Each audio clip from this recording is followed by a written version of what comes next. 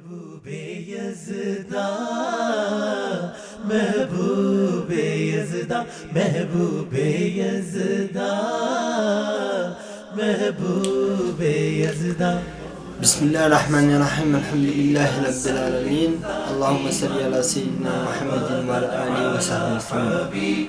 Mes chers frères et sœurs, assalamu alaikum wa rahmatullahi wa barakatuh.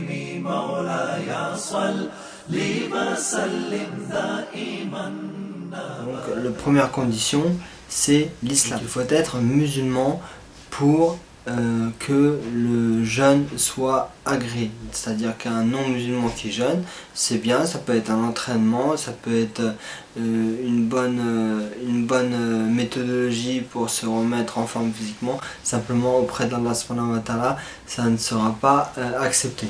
La deuxième chose, la deuxième condition, c'est la puberté. C'est-à-dire que le jeûne devient obligatoire à partir du moment où la personne devient pubère.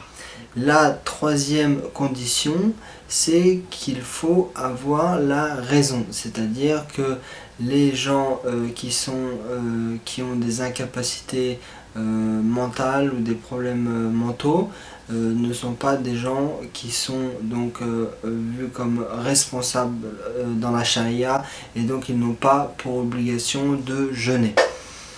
La quatrième chose, c'est la pureté du sang des menstrues ou de l'accouchement. Al-Hayd. Donc ça, il faut savoir qu'une personne, donc une femme qui a ses menstrues ne doit pas jeûner, et si elle jeûne un jeûne obligatoire donc durant Ramadan, donc à partir du moment où elle a ses menstrues, elle devra rattraper les jours où elle a eu ses menstrues. On va dire par exemple dans le mois de Ramadan, pendant 4 jours elle a eu ses menstrues, et bien elle ne jeûnera pas pendant ces 4 jours, et une fois que le Ramadan sera fini, elle pourra rattraper ces jours, Inch'Allah. Et la cinquième condition, c'est la bonne santé, c'est-à-dire que il faut être en capacité physique au niveau de la santé afin de pouvoir jeûner. C'est-à-dire qu'une personne qui est malade n'a pas l'obligation de jeûner. Donc si ça devient dangereux pour sa santé et pour sa vie de jeûner, il faut qu'elle s'abstienne et qu'elle rattrape ses jeûnes, le jeûne de Ramadan, quand elle retrouve la santé, Inch'Allah.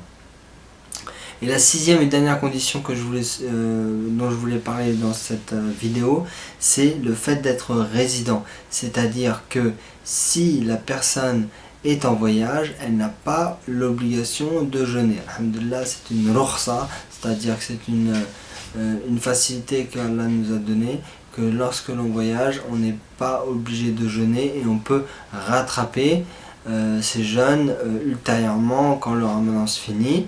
Et donc le fait d'être résident, c'est d'habiter plus de 3 jours dans un endroit selon l'école malikite. Nous avons vu ici les conditions du jeûne qui sont du nombre de 6. Wa sallallahu ala sayyidina Muhammadin wa ala alihi wa sahbihi wa sallam walhamdulillahi rabbil alamin.